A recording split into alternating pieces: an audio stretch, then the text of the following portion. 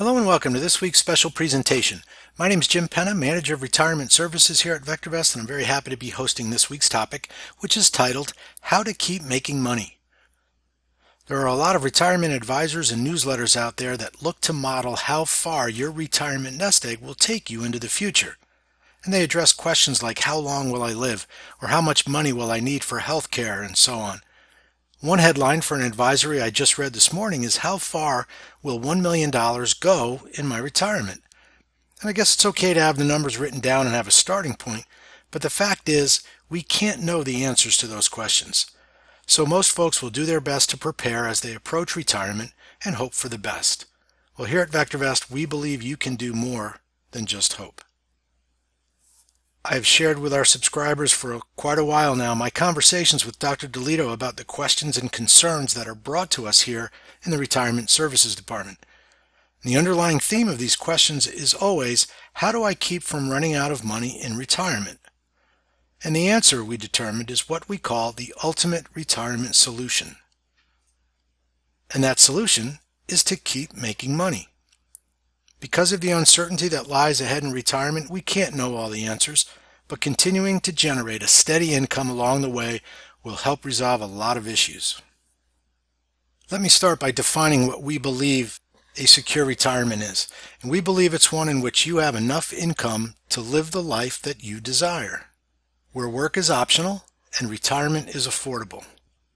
And we achieve that by adhering to the three key principles that are attached to just keep making more money. The first is capital appreciation, simply buying good quality, undervalued stocks that are rising in price in a rising market. Next is income, the ability to generate a steady income flow using dividends and the sale of covered calls in our retirement portfolio. And then finally, every bit as important as continuing to keep making money in your portfolio, it is the preservation of that capital. That is also extremely important. And so we talk about portfolio insurance and insuring individual positions in your portfolio at the very strategic times where we need to take control. Let me start by going into the program and we'll take a look at each of these key principles. I'm going to start with capital appreciation.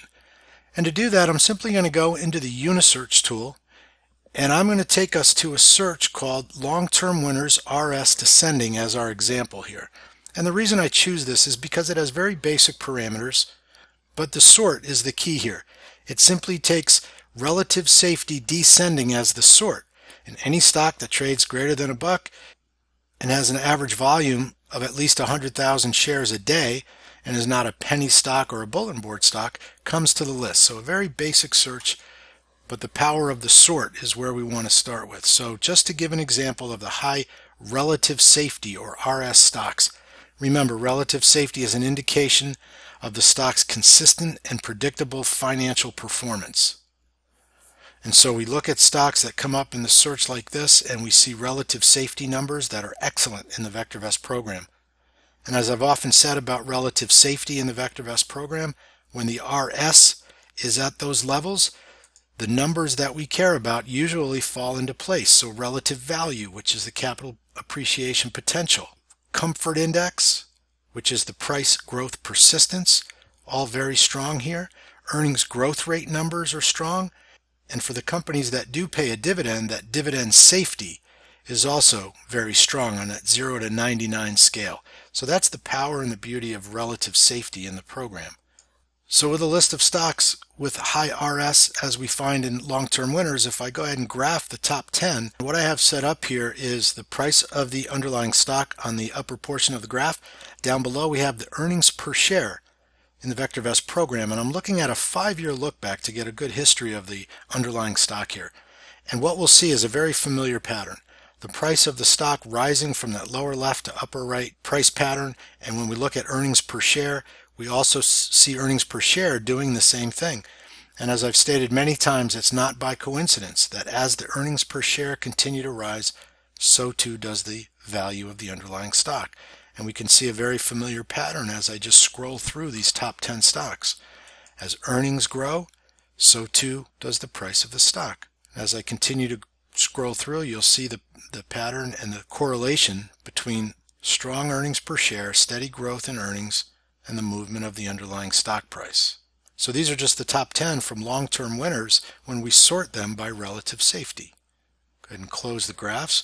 And what I'd like to share now is a portfolio. If I go to our Portfolios tab, I have a portfolio here that was created. This was actually created as one of our model portfolios in our group coaching course way back in December of 2013, and we've been tracking this portfolio since. And it uses the worry-free winners search, which is also sorted by relative safety. And as you see, the relative safety numbers on the stocks here are excellent as well. And so this is roughly a 6-year look back, again, as it started in January of 2013. And we're up over 95% in this portfolio over that time frame. And what I would point out here is that does not even include the dividend payouts that we would have received over that roughly 6-year span. So as I scroll over on our spreadsheet here, you'll see all of these stocks within the worry-free winners search do pay a dividend. They have a very safe dividend. The yields range anywhere from just below 1% to as high as 2.25%. And so when we add the dividends in here, we are up well over 100% over our 6 years of tracking this longer-term portfolio. So when we fill a portfolio with these type of high-quality stocks, these are the kind of returns we can look for in the portion of our retirement account where we're looking for capital appreciation. Next, I'm going to go back into Unisearch and I'm going to address the income side and the second key principle of how to keep getting paid in retirement. I'm going to use the blue chip dividend payer search as an example. This is a search where we've built portfolios on using very general parameters here. We're looking for stocks that are only in the Dow Industrials, Transports, or Utilities, or in the S&P 500. Any stock that comes up on the search must have at least a 3% yield. We're taking only stocks from the watch lists that are what we call the DRIP or Dividend Reinvestment Plan watch lists of 10 to 24 years, or the DRIP 25 plus. All that means is that any stock that appears on the search has not only paid but has grown their dividend for at least the past 10 years or longer, some of them 70, 80, 90 years or more. And then finally, the dividend safety has to be greater than or equal to 50. Again, that's on a 0 to 99 scale. So if I go ahead and run the search, these are the type of stocks we're going to see. Now, the relative safety numbers are not as strong as our growth portfolio, mostly because, as you'll see, these are very recognizable names. These are more mature companies with a strong free cash flow that have earnings growth rate and dividend growth rate numbers that are very strong. In fact, the sort is growth rate times dividend growth rate. We bring those stocks to the top of the list. And as I noted, the dividend yield has to be at least 3% just to make the list. And you can see the type of dividends that are coming in. Let's go back into the Portfolios tab and I'll share results here as well on the URS Blue Chip Dividend Payers search. Again, this one began in our group coaching and we use this as our model here way back in 2013. And you can see the value of the portfolio. What we get from this, not only are the dividends paid, but we have a very strong capital appreciation run here as well on these dividend stocks. And while we do like the capital appreciation, remember the objective here are the dividend payouts for that steady income. So the value of the blue chip dividend portfolios will fluctuate. Sometimes it will stay flat. 2015 was actually a down year in the market. The S&P 500 was down. You'll see blue chip dividend payers held its own here and paid some nice dividends throughout the course of that year as well. And then we were able to reap some capital appreciation also. Now, what we don't see here, just like in the worry-free winners portfolio, are the dividends that have been paid out. And so what we would do here is add just over $28,000 as I have calculated the dividends paid on any and all positions that have been held in this portfolio over that 6-year time frame. And that number comes out to over $28,000. So you're really looking at over $108,000 in total value of the portfolio, and that doesn't include the compounding of those dividends. So if you were to reinvest those dividends, this number would be even stronger. Now, you don't need to reinvest them, but if you do, the power of compounding on your dividend payouts is amazing over time. Now, finally, I want to address our third key principle, and as I noted, preservation of capital, the ability to mitigate those violent drawdowns in your portfolio is extremely important as we manage our retirement nest egg. For example, if I go back to the worry-free winners search, and if I take a closer look at the equity curve, we'll see the sharp drawdown we faced at the end of 2018. From October 4th right up to Christmas Eve of 2018, the market had a very sharp, violent sell-off. There was a large drawdown in a lot of folks' retirement accounts. So what I want to do is address that preservation of capital and talk about some of the defensive measures that we can take. And whether it's the overall market or if it's an individual stock, we can be strategic in our defensive techniques and preserve that capital. So let's go ahead and show some examples of that final key principle. I've used this example before. It's a very good illustration of the power of two very basic option trades. We believe it's imperative that you understand and are able to implement these two basic option trades if you are managing your own retirement nest egg, and that is the covered call and the protective put. The example I'm going to show you right here is called a collar trade, and the reason I choose the collar trade is so that I can show you an example of both the covered call and the protective put. Now in this example, we're looking at Ross Stores, and I've set up a scenario here for us. Back on June the 6th of 2018, we purchased 100 shares of Ross Stores at $84.06. This was part of that worry-free portfolio I showed from our retirement coaching group. So this is an actual model portfolio that we were managing. On November the 12th, Ross Stores traded as high as 103.77, which leaves us with a 23% gain on that position. That's an unrealized gain of 23%. So we bought the stock when the market was rising and it showed up on our list. It did exactly what we wanted it to do and reached a peak of 103.77 or 23% gain. The scenario then takes us to the next step, which tells us that Ross Stores, because we do our due diligence on all of our positions, we know that earnings are to be announced on November the 20th before the bell, which means it's time to act. There are several things you can do here. You can buy a protective put, which I'll talk about in a moment. You can sell a covered call to lower your cost basis and build in a cushion in case earnings don't go as expected. But here we're going to set the collar trade up to show both of those as one trade. So again, our scenario has us buying the stock back on the 6th of June. Here are the steps to setting up the collar trade.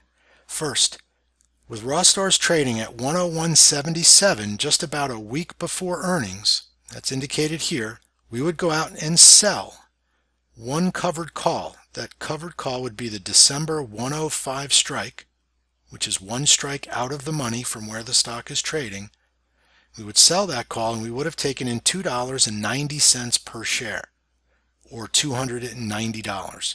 That's the first step. We would also at the same time buy one December 100 strike put option at $3.55 per share. Remember, the put option, the owner of a put has the right to sell 100 shares of a stock, in this case Ross Stores, at a certain price by a certain date. So all we've done here is allowed us to have the right to sell Ross Stores at $100 sometime between November 20th and the expiration date in December. Why is that important? Because if the price of Ross Stores falls, the value of this put option will rise, thereby offsetting the loss in the underlying stock. That's why we call it, it's simply an insurance policy on your position. We sell the covered call because we take in money for selling that call. And so here's what happened. We took in $2.90 for selling that covered call option. We then apply that to the $3.55 premium that we pay for our put option. So what it comes out to is a $3.55 put premium paid, or $355 for one contract, minus the $2.90 we received for selling the call. What that amounts to is 65 cents per share. That's $65 you paid to insure at that point what was over a $10,000 asset. So that's our setup. Let's see what happened. Ross Stores on 11/20 announced earnings before the bell, and the stock, well, it gapped down. It closed at 82.64 on 11/20/2018, trading even lower throughout the course of the day. That's a big move in that stock. So based on our strategic defense technique, what just happened? Let's take a look. This is just a screenshot from our options analyzer, and I use it just to illustrate again the anatomy of what just happened here. So we'll start here down at the bottom line. Had you done nothing, if you just held your Ross Stores throughout the earnings announcement without taking any action, you would have lost $142. On November the 20th, when the stock closed all the way down at 82.64, from your purchase price, you would have lost $142. Now, why is that important? Because remember, you bought it at 84.06, but it was trading at over $100 when we placed this insurance policy. So yeah, okay, I only lost $142, but really that stock was trading over $101, and so you lost really a lot more than that. However, because we took action, we were able to profit from the options that we sold, that call option. We were able to take in $285. Again, these numbers are at the close of trading on the day earnings were announced. So we would have kept $285, and that put option, that insurance policy that we bought, spiked all the way to $17.28 per share, meaning that we made just on one contract $1,373 for a total of $1,658. Now, when you add in that 65 cents per share we had to pay, that gave us a cost basis on our stock now of $84.71, or $8,471 on the entire position. Our overall gain then is $1,516. So let me be clear, our stock went from $101 to $82. We profited by $1,516. That's a gain of just under 18% from that adjusted cost basis. In other words, you would have slept a lot better the night before earnings were reported on your position. Now, what we can also do, aside from our individual stocks and protecting them with either collar trades or protected puts, we can also place an insurance policy on our overall portfolio. And the way we do that is by buying put options on the SPY. The SPY, or the Spiders, is the ETF that tracks the S&P 500 index. We have a very basic formula that we use to determine the number of contracts needed to help insure our portfolio. We simply take the value of the portfolio, we divide it by 100 times the put strike price per share. So here's an example. Currently, the SPY is trading roughly right around $288. So if you had a $100,000 portfolio, theoretically, you would divide that by 100 times 288. And in our example, that would mean you would need 4 put contracts to insure your $100,000 portfolio. Let's take a look and we'll plug in the numbers on this slide. So again, SPY is trading at 288. 288 times 100, which is one contract, is $28,800. So here's where the method comes from. Theoretically, if I owned one put option on the SPY and I owned the 288 strike, and the SPY, and it won't happen, I understand, but if the SPY were to go to zero, theoretically, I would have the right to sell 100 shares of SPY at $288 if that were the strike price that I purchased, which means my put contract would be worth $28,800. Now in this case, in the example I want to show, we had the 285 put strike. So we were just a little slightly out of the money with the SPY trading at 288. We bought an insurance policy, so we have a small deductible, a 3-point deductible, but we now have insurance on our portfolio. So using the 285 put strike times 100, in this case would come to $28,500. So if I wanted to protect that $100,000 portfolio, I would need roughly 4 contracts. Technically, 100,000 divided by 28.5 comes to 3.5 roughly. So I rounded it up, you'd buy 4 contracts. Ultimately, you'll determine how much insurance you feel comfortable with. So let me walk through an example here. Remember, back in October, we got a confirmed down call on the SPY on October the 4th of 2018. Now, we never know when those confirmed calls are going to be as dramatic as this one was. This was a very violent sell-off over the last 3 months of 2018. So on 10/4, we close with a confirmed down. Our scenario says that on October the 5th, 2018, we're going to go look at that SPY put because the overall market has just confirmed a downtrend. At that time, SPY is trading right in the neighborhood of 287.82. So we buy 4 SPY December 285 put options, and it cost us $3.53 per share, or for 4 contracts, $1,412. That's a debit to pay off our portfolio insurance policy. Well, we know what happened to the market. How well did our insurance policy perform overall? Let's take a look. From our options analyzer, I have what's called the trade simulation graph. So again, we went out, if we look at the bottom line here, in October we went out and bought a December put option as an insurance policy because we got a confirmed down call. Specifically, we bought the December 285 put when the stock was trading right around 287, almost 288 per share, and we bought the 285 strike, and it expired on 12/22. That was the expiration date. We bought 4 contracts based on our method. We paid $3.53 per share. So what happened in our trade simulation graph, when we take it out to expiration, the overall trade would have gained $16,308. Now let me be clear. I'm not saying that you would have bought it here and held it all the way to the expiration and then that's what you should have captured. My goal here is to convey the importance of being proactive and buying insurance so that you can mitigate those drawdowns. So at any time during the life of this trade, it could have been closed for the profit, but quite frankly, the technique we like to use, because it is an insurance policy and not a trade, is to basically hold these right through to expiration. And if I end up not needing the insurance, then great. Just like in a life insurance policy or a car insurance or homeowner's insurance, right? What we always say about insurance is that it's better to have it and not need it than to need it and not have it. I use this illustration, number one, because it was recent, and number two, because it shows a very good illustration of the power of having an insurance policy. So had you held on to this insurance policy, in this case, you would have offset any kind of loss you had in your portfolio. So that's our third key principle, preserving your retirement nest egg.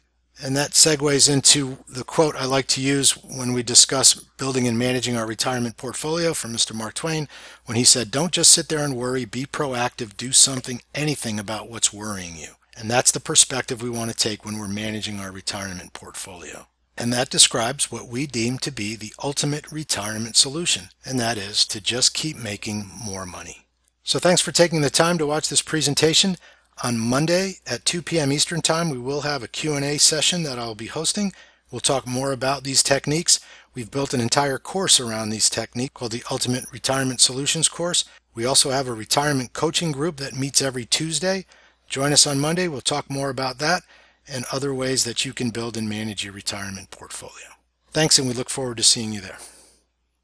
Thank you for taking the time to watch this video. Now, if you're new to the software or would like refresher information about the software, click on this Getting Started video right here. Thanks to all of your input, here's a YouTube video that we think would be perfect for you. Click right here. If nothing else, folks, just hit the subscribe button right here.